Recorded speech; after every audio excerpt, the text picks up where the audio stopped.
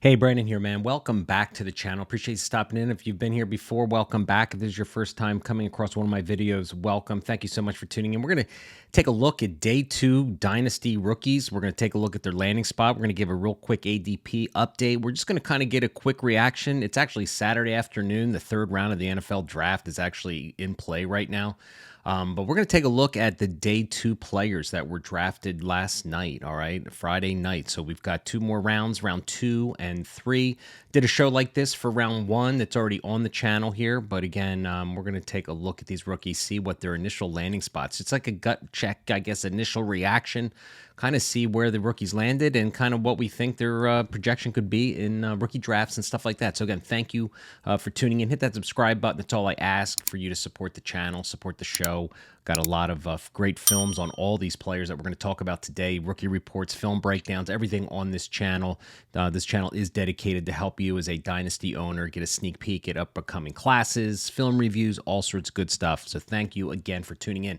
So let's get right to it, man. Round 2, we are going to go through the players in the order that they were drafted, go through the different positions, and briefly talk about each player. All right, so first guy we're going to talk about here that a lot of people were hoping and wondering when he was going to get drafted is Will Levis. He is going round 2. He's picked with the 33rd overall pick, goes to the Titans.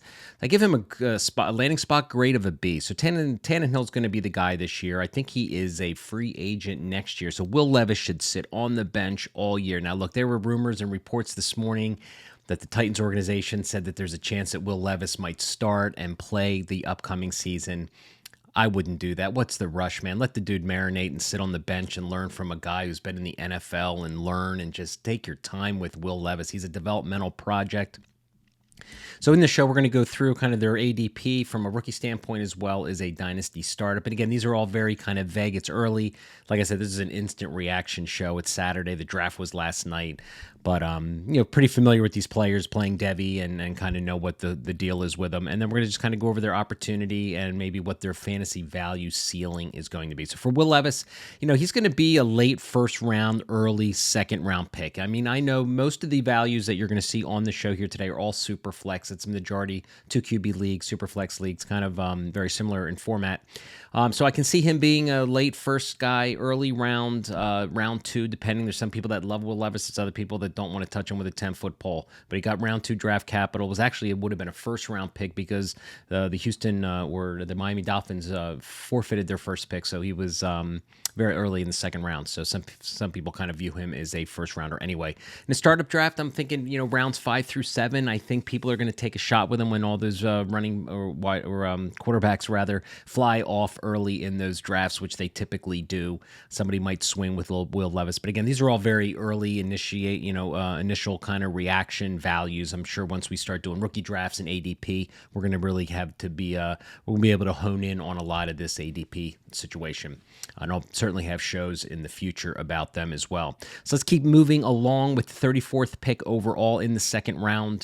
Sam LAPORTA goes off to the Lions. I gave this a landing spot grade of an A. I think he moves into an immediate opportunity to be an immediate starter. You know, he caught 50 balls and had over 650 yards in the last 2 seasons at Iowa. Good player, good yak player. So I can see him, you know, really being having a role right off the bat in Dynasty.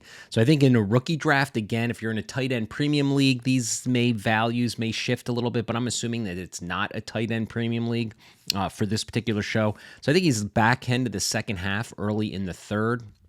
Great landing spot. Like I said, I think he gets early capital or early playing time, rather. Startup ADP, I think he's rounds 5 through 7. Again, if you play in a tight end premium league, it might be maybe a little sooner than that. I think he has an immediate opportunity to play, and I think his dynasty value could be a tight end 1 down the road. I really like what the Lions, their trajectory right now. They're an organization in the NFC that it's on the rise.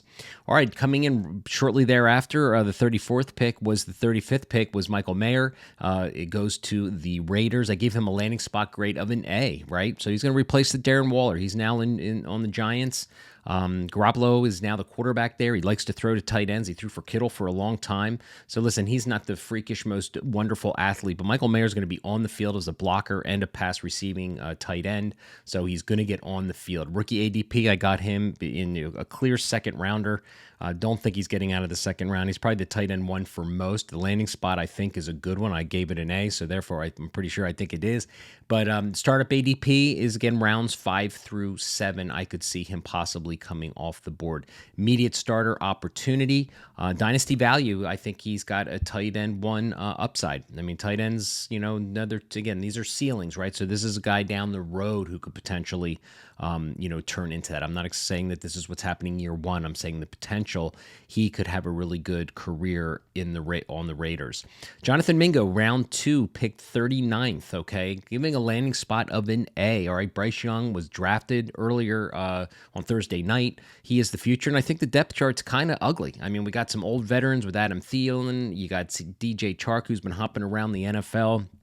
Terrace Marshall from LSU really hasn't emerged. So there's an opportunity, him and Young coming in together, that he could really get a good chemistry with him early. Jonathan Mingo, the player, I'm not sure from what I saw scouting him that he's going to be a dynamic playmaker. People compare him to A.J. Brown, which is super lazy because they both went to the same school at Ole Miss. I don't think he's anything like A.J. Brown. I don't think he's got the speed, and I know he's an athletic player. But anyway, rookie draft ADP, I think he's going to be a solid second-round pick, I think, with his early draft capital in round 2. Being paired with Bryce Young, depth chart kind of not so great. I think he has an opportunity to be an ascending wide receiver in the rookie class. Startup draft, I'm going probably rounds 9 through 11. So I'm going to give you like a 3-round gauge, I guess, because there's people that value these players so much differently. Rookie fever, again, is always going to be in play when you're doing a startup Devy draft. People are going to want to get those young players with good landing spots. Jonathan Mingo is going to fall into that category. I think he has the opportunity to be an immediate starter. I think his dynasty value as well, he could potentially be a wide receiver 3. I mean, that's where I see his ceiling going, which, isn't bad at all. In the second round, pick 42, the Green Bay Packers take Luke Musgrave, all right? So landing spot that was projected in a lot of mock drafts prior to the draft. I give it a landing spot grade of a B-, only because you're going to find out here very shortly that they also drafted another tight end in the same round, or on the same day. So, kind of dissolves their volume a little bit, having 2 tight ends that are going to be rookies. But I think they're going to be kind of used heavily. Jordan Love now is going to be the guy, and I think it's a wide open depth chart. I mean, Christian Watson's there, catching passes, and Dobbs, and they got a wide receiver in this show too. So stay tuned. So Green Bay's adding pass catchers to the tight end wide receiver position in this draft to really help Love and surround him with players, which is smart. Rookie draft ADP, I think he's going to be a 3rd rounder unless you're in a tight end premium league. I think that's just where he's going to fall, especially with the quarterback and an additional pass catcher that was added here shortly.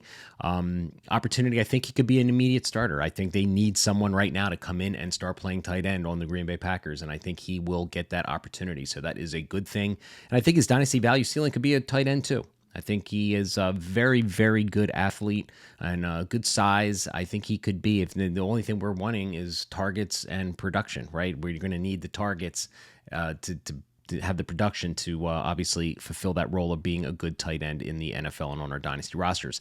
All right, coming in right after this, we just talked about it. Jayden Reed selected here with the 50th overall pick in round 2. Going to the Green Bay Packers, all right? So they, again, like we just talked about, adding stuff for Jordan Love. Giving this a spot grade of a B- for him as kind of as well, because, again, we've got Christian Watson, we've got, Lazard is gone, we got Dobbs, and, giving you a sneak peek, they just drafted Wicks, right? Dontavian Wicks from, I'm so bad with names sometimes, some Virginia, right? So again, we've got 4 pass catchers all being added to the draft this year. But again, good, smart move.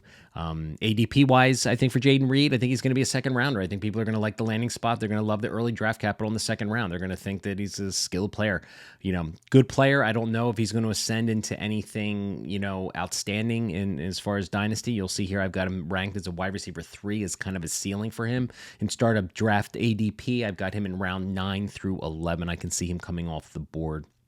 And again, these are all just very early numbers, rounds of draft and ADP that I've seen out there on the internet. All right, opportunity. I think he's an immediate starter. I think he has the option, the ability to get on the field. Christian Watson is a lock, but other than that, I think it's wide open. All right, round 2 with the 52nd overall pick in the draft, Zach Charbonnet is selected by the Seahawks, right? This is a head scratcher, right? Landing spot of a C grade. That's probably a generous grade. I'm sure most people, when they were excited about Zach Charbonnet, really have to question, wow, all right, round 2, you're picking another running back after you taking Kenneth Walker last year. Kenneth Walker looked good. He looked explosive. So I don't know why they're, adding a bigger back, but I think he's a good complement to Walker. Walker's a little on the smaller side, more of a shifty kind of runner, where Zach Charbonnet is going to bring the punch. He's going to bring the power. Could be that short yardage guy, that guy that's down on the goal line that is has that punch the ball in the end zone. So I think they're going to kind of devalue each other a little bit, right? His rookie draft ADP, I still think he's a solid second-round pick. I don't know if he's going to go in the first because now the landing spot might knock him down. People aren't going to think that he's going to get the volume and production that we need to really elevate him to be an RB1. So the startup draft, I think 7 through 9 is kind of where I see him going. People are still going to be excited. He's a young, big back, and that has value in Dynasty, obviously, in a startup. His opportunity, I think he can be a committee, starter, a co-starter with Kenneth Walker. I think that's kind of what the plan is. I think they're going to run both of them, and whichever one gets hot is maybe going to ride out the rest of the game. So... And I have the dynasty value of an RB3. Could he be an RB2? Possibly. With Kenneth Walker there, I'm not sure. I'm not sure he's going to get the volume needed to, get his hands on the ball as much as, he needs to get to an RB2 status. So really interesting pick here, right? In the second round, pick number 55 overall, RASHEE Rice going to the Kansas City Chiefs. This is going to certainly vault his... draft stock without a doubt in rookie drafts and stuff. So landing spot grade, it's an A. You're playing with Mahomes. You're playing for one of the best teams in all of the NFL. So it's a great spot. I think there's a lot. You got Kadarius Toney, you got Sky Moore, you got MVS, right? You got all these kind of peripheral players, but no one has emerged yet as that guy. I don't think Ray Rice is that guy to be a wide receiver 1 on a team.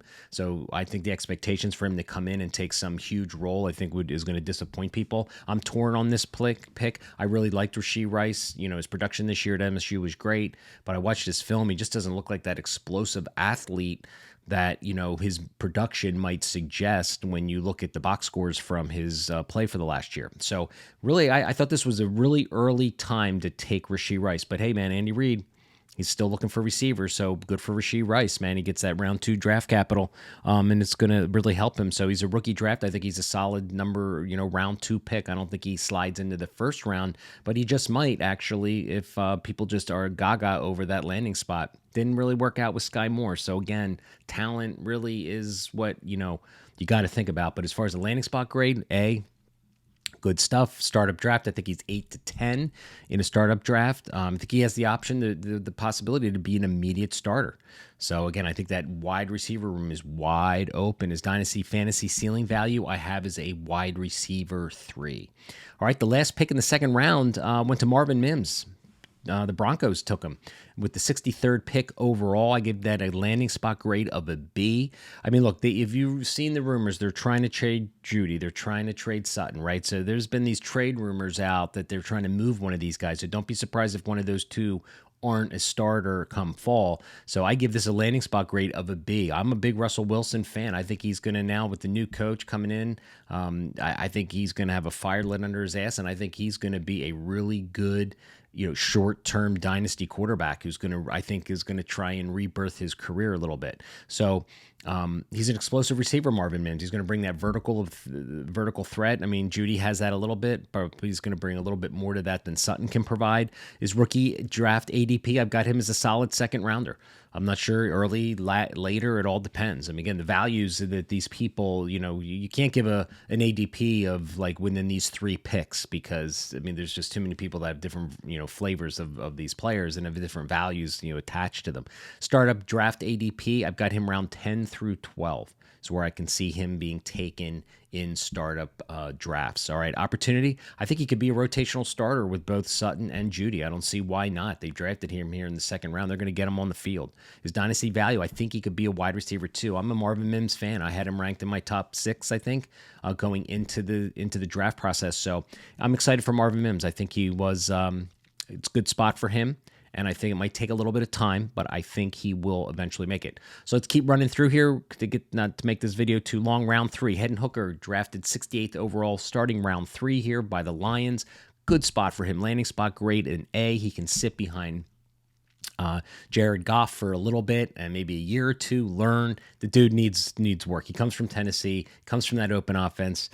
I know he's got the intangibles, skills, and stuff like that. He's big, he's strong, and all that stuff. But he still needs to work on his game from a mental processing standpoint from my end. So I think it'd be great for him to sit for a year, not even think about getting on the field, which I'm sure is the plan. Trying to develop him and see what they have in him. I think he's going to be a second rounder in Superflex rookie drafts. I think people always are going to value these quarterbacks higher, of course, and I think he could go anywhere in the second round. I don't see him going in the first round and people giving up other better talent.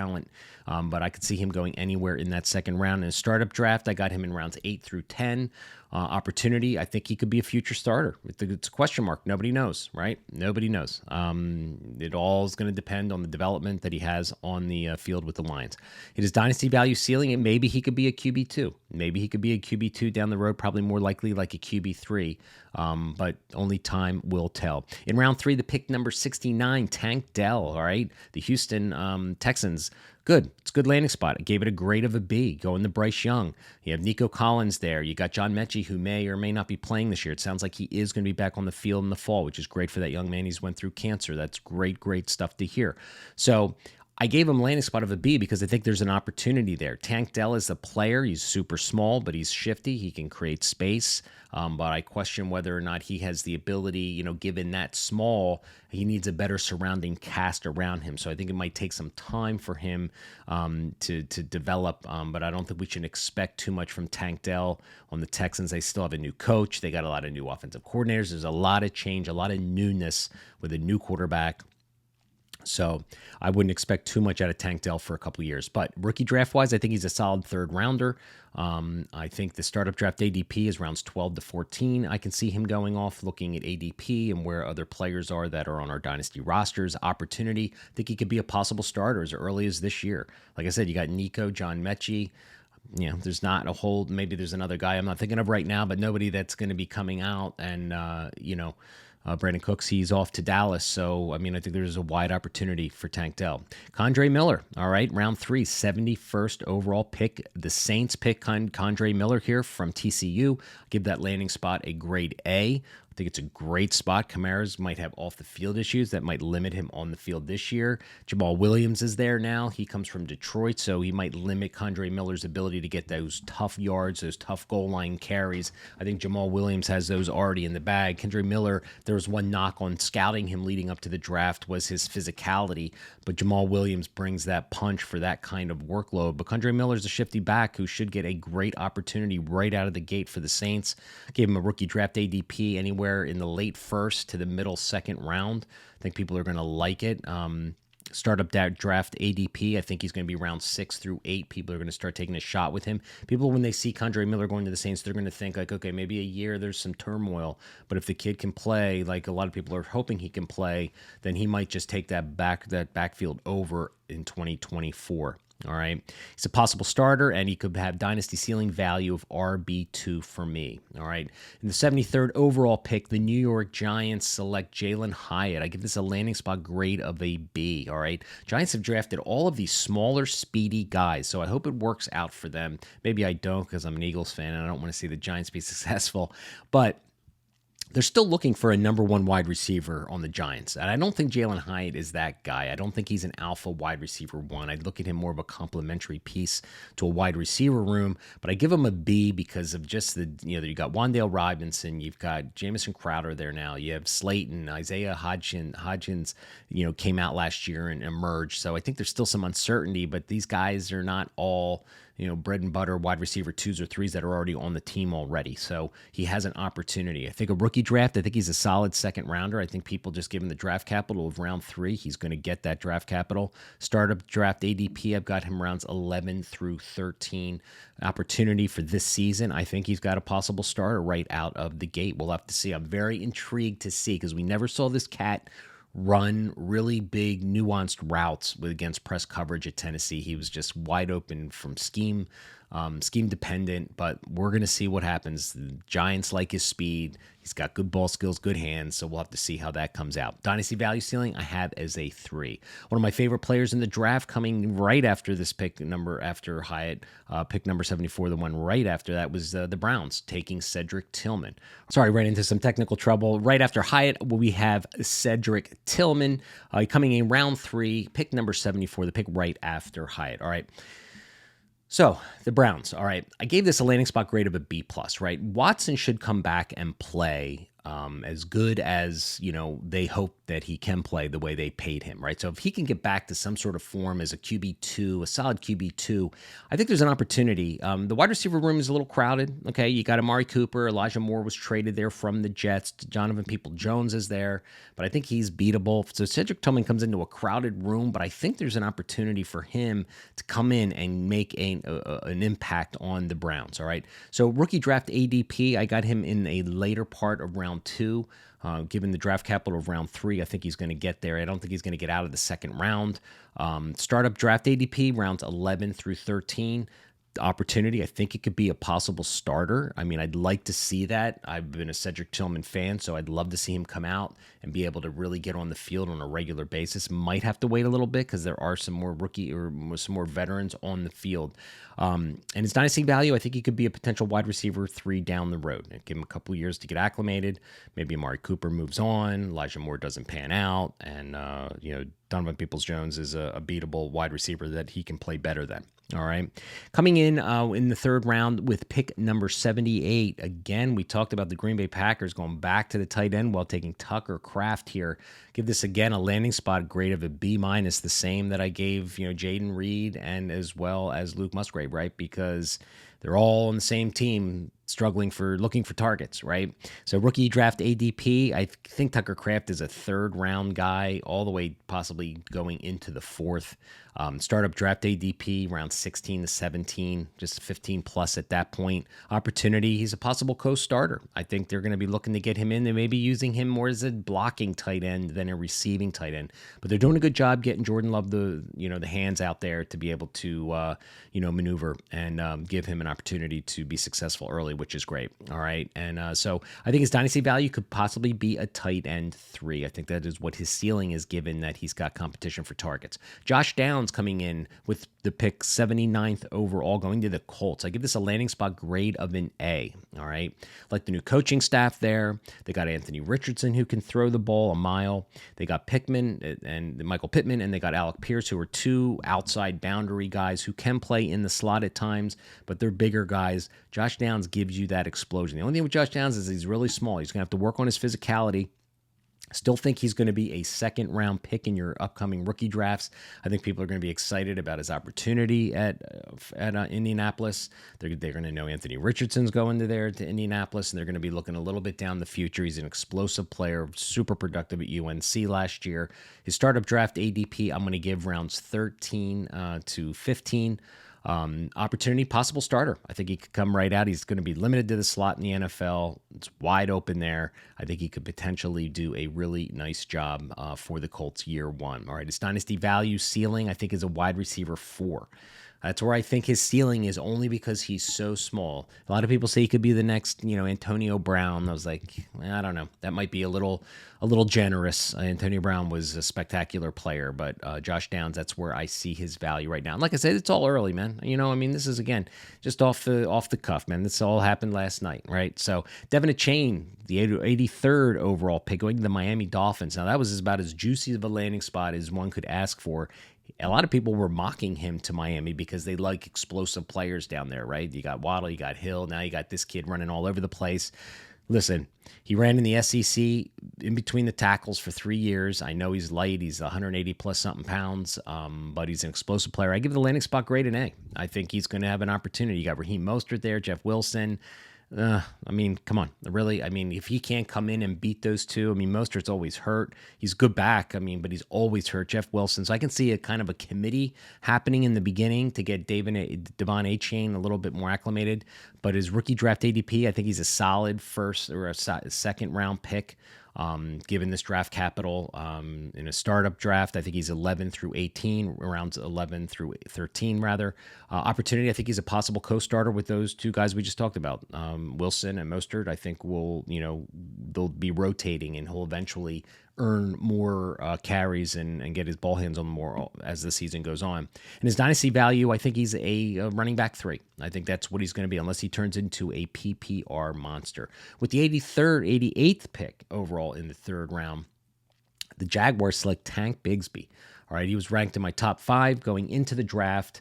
I give him a landing spot grade of a B. We know Travis Etienne is there, but I think it's going to be a 1-2 punch, man. Doug Peterson coached my Philadelphia Eagles. He loves rotating running backs. So this is kind of a similar situation where it devalues, I think, not only Tank Bigsby, the landing spot, but behind Etienne as well. I can see both of these guys getting their hand on the ball. Doug Peterson did that at the Eagles all the time. They just don't value the position as a bell cow kind of back, but they obviously wanted someone a little bigger with a little bit more physicality. I think in the rookie draft, I think he can go anywhere from the mid-2nd round to the mid-3rd. There was people who liked Tank Bigsby. There's people who didn't like Tank Bigsby in the pre-draft process. Startup draft, ADP, I got him in rounds 12 through 14. An opportunity, I think he's a possible co-starter with Etienne. I can see them getting rotation equally, sometimes one maybe getting more than the other. Dynasty value, he could potentially be an RB3. All right, so a few more players here before we wrap this up. Darnell Washington, with the 93rd overall pick in the draft, is selected by the Steelers. So I gave this a landing spot of a C. Pat Freiermuth is there, one of my favorite tight ends from a couple years ago. This, I think, really limits Darnell Washington to a blocking tight end who will sometimes get his hands, on the ball, but not as much to become, I think, fantasy relevant. Rookie draft ADP, I think he's a late third, and a 4th round pick. Startup draft, I think he's 15 to 17, somewhere way back. After you get rounds 15, it's the wild, wild west. People are probably just going to start taking rookies versus players that have been in the league 2 or 3 years. Opportunity, a possible co-starter, I think, with Pat Freiermuth, and the dynasty value is at tight end 3. I don't think he's going to be able to get in the top 20 or come close to it, really, because of the him sharing. I think Pat Freiermuth is going to be the guy running down the field mostly with the ball. All right, the last guy we want to talk about today is round 3, pick number 94. The Cardinals select Michael Wilson, kid from Stanford who was injured a lot. Very surprised he went in round 3. I know he has some skill, but I watched his film and didn't come away like super enamored. But I'm giving this a landing spot grade of a C+. DeAndre Hopkins wasn't traded, so they've been trying to trade Hopkins. He's really the only guy on the depth chart that is really there of any significance. So I'm just not a fan of the landing spot. I don't really like Michael Wilson, the player, so much. This is not a player that I'm going to target. So I give him a rookie draft ADP of a 4th round, a startup draft plus 15 plus at this point. Anything after the 15, like I said, it's the wild, wild west. People are just taking players. Opportunity, future starter. Possible future starter. That's really all I can say. He might actually start this year just because of the lack of wide receivers right now. And Kyle Murray's coming off an ACL injury, so he's not going to really be able to probably produce this year on a regular basis. I can just see Arizona not being a very good football team. All right. Value ceiling, wide receiver 5 might be a little harsh, being a 3rd round pick, but we've seen 2nd and 3rd round wide receivers, guys. Go back and look at the history. We've seen round 2, 3, 4 wide receivers bust all the time. Just not a Michael Wilson guy. So there you got it, guys. That is my day 2, basically, landing spot reaction show here. Giving you some grades, giving you some early ADP. I'm going to be doing breakdowns, top 100, top positional ranks and everything coming up here in the next few weeks. We're going to do rookie ranks on this channel, so I really appreciate you. Please hit that subscribe button. I've got a lot of film reviews on this channel as well, so go back and just take a look at my feature video on this channel too about my Devy to Dashboard product. It's really, really cool. So thanks again for watching, everyone. See you soon.